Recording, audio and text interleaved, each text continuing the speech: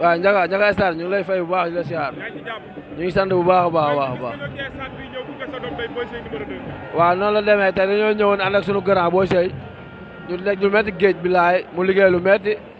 te moom simee ko ku nekk gis na lu mu liggéey ñu liggéey chaque jour ñuy géej bi di entraîné di xaar combat nag raskas sama boy koñ dañ may xaar ras tegin dañ may xaar pour mot combat Ndiaga Sarr loolu teg naa ko sa loxo war naa am bëre balaa saison bi tëj war naa bëre yow xam nga ne amoon naa combat mais ndong-ndong moo si dab waaw waaw waa Kër Massar ñu ngi xaar waa Mbindekel ñu ngi xaar yëmbal booy yi ñu ngi xaar ñëpp xaar yàlla sotoraak booy yëpp a ngi xaar yow xam nga ne ma fiyaa bi dafa yaatu chaque jour a mbër foo toll mais làmb ñi xam nga rek Matar Ndiaye moo ngi si moo yor suñu licence mais ñu ngi koy déglu te gis naa ko sànq mu ne ma après ñu wax waaw ku ma làmb boole rek booy am coow yi rek parce que man ma fiyaa mooy topp sama ginnaaw barki yàlla làmb moo waxul dëgg côté Kër Massar bi rek mais ay ndaanaan lañ pire te dañuy entraîné dañ lu métti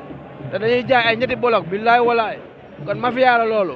te booy instant bi dañ koo bëgg waaw loolu daal ñu ngi xaar daal di entraîné di ceena di xaar waaw ñu ngi waaj bu